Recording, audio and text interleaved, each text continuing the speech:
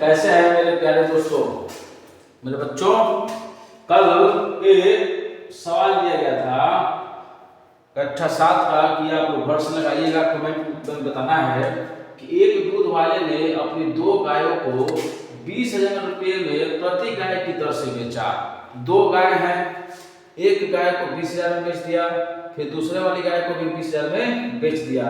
प्रति गाय का अर्थ यही हो गया कि एक गाय को कितने में बेचा गया है, 20,000 रुपये में।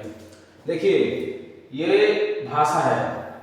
अब मैं फिर से आपको बता दे रहा हूँ कि अगर आप सवाल लगा रहे हैं और आपको भाषा का ज्ञान नहीं है तो आप कोई भी सवाल नहीं लगा पाएंगे। आप इस सवाल को पढ़िए और देखिए यहाँ पे खड़ी पाई है, देख रहे हैं ना, पूर्ण विराम है। पूर्ण विराम का एक ही मतलब हुआ कि यहाँ तक एक बात पूरी हो गई है, इस बात यहाँ तक एक बात हो गई और इसको आपको याद कर लेना है, इस बात को आपको ध्यान में रख लेना है, इस पे आपको अब तक काम कर लेना है। तो देखिए कहने मतलब है कि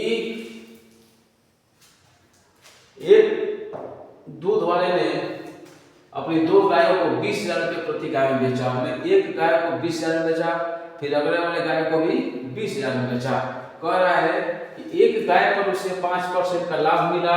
2 गाय हैं, एक गाय को बेचा तो 5% का लाभ मिला, और दूसरी वाली गाय को बेच दिया, बस 10% में क्या मिल गया, घाटा लग गया।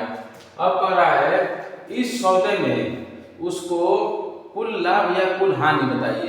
इस प्रकरण में उसको कितना का लाभ होता है और कितने का घाटा लगता है, हानि होता है, इसको बता देना है। तो देखिए माना पहली गाय का क्रय मूल्य X1 रुपया है तथा दूसरी गाय का क्रय मूल्य X2 रुपया है। वो पहली गाय को X1 रुपये में खरीद के लाया था और दूसरी वाली गाय को X2 रुपये में खरीद के लाया है और दोनों को 20,000 रुपये में बेच दिया है। तो X1 पहली गाय का मूल्य प्लस उस पर 5% लेकर बेचा है, प्लस X1 का 5%, पहली गाय का मूल्य प्लस पहली गाय के मूल्य का 5% रुपया धरकर या रख कर या पकड़ कर बेचा है, तो कितने बेच दिया है, 20,000 रुपये में। X1 धन X1 का 5%, X1 गुणे 5/100 बराबर 20,000। ये 5 कम 5 5 10 20, ये कटा है तो हो गया है 20 कम 20 से 21 120, ये 20 कर गया है तो 2 दूनी 4, उसके बाद 1 2 3 4 5 जीरो बढ़ गया है। अब इकाई दहाई सैकड़ा 1000 10,000 लाख 4 लाख में कैसे भाग दिया हूँ तो आ गया है 19,047 रुपया 62 पैसा। तो पहली गाय को कितने रुपये में खरीदा था, पहली गाय को खरीदा है 19,047 रुपया और 62 पैसा में। दूसरे गाय का सिचुएशन देखते हैं। दूसरे गाय को X2 रुपया में खरीद कर लाया है और उसको 10% के घाटा बेच दिया। X2 माइनस X2 का 10%, ये माइनस इसलिए करना पड़ा है क्योंकि यहाँ इसको घाटा लगा है, वो अपने क्रय मूल्य पर जितना खरीदा है उतने पर घाटा लगा है। तो X2 में खरीदा है और X2 का 10% का नुकसान हुआ है, माइनस हुआ है, तो कितना बेचना पड़ा है, 20,000 में, क्योंकि दिया है कि दोनों गायों को कितना बेच रहा है, 20,000 रुपये में। X2 माइनस X2 गुणा 10/100 0 0 कट गया, 10 से कम 10 में से गया 9X2 घटा 10 बराबर 20,000। इधर गुणा हुआ है तो इकाई दहाई सैकड़ा 1000 10,000 लाख 2 लाख हो गया। अब यहाँ 9 में X2 में भाग गुणा का संबंध दे दिया जाएगा तो भाग हो जाएगा। X2 बराबर हो गया है 2 लाख बटा 9, या X2 का मान हो गया है 22,222 रुपया और 23 पैसा 23 पैसा। तो अब कह रहा है यह हो गया दूसरी गाय का क्रय मूल्य। दूसरी वाली गाय को इतना खरीद के लाया था।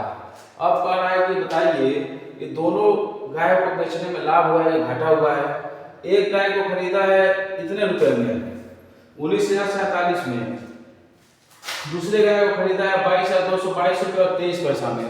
तो दोनों मिलाया हूँ, दोनों गाय का क्रय मूल्य 41,269 रुपया। दोनों गाय को खरीदने में उसने खर्च किया है 41,269 रुपया और 84 पैसा। उन दोनों गाय को बेचा कितने में है, पहला 20,000 दूसरा 20,000, दोनों को बेच दिया है 40,000 रुपये में। खरीद कर लाया था 41,269 रुपया में, अब बेच दिया है 40,000 रुपया में, तो उसको घाटा लगेगा, हानि हुई है। कितने की हानि हुई है, 1269 रुपया और 84 पैसा। क्रय मूल्य खरीदे हैं, खरीदे या क्रय अगर ज्यादा है, अब विक्रय क्या है कम, तो हो जाएगा घाटा, हानि हो जाएगी। हम ज्यादा रुपये में खरीद कर कम रुपये में बेच रहे हैं, 41,269 रुपया 84 पैसे में खरीदे हैं और 40,000 रुपये में बेचना पड़ रहा है, तो हमको कितने रुपये का नुकसान हुआ है? 1269 रुपया। तो मुझे पूरा उम्मीद है कि आप इस अभ्यास को अच्छे से लगा लिए होंगे, इस बात को आप समझ लिए होंगे। देखिए यही बात समझना सबसे जरूरी होता है।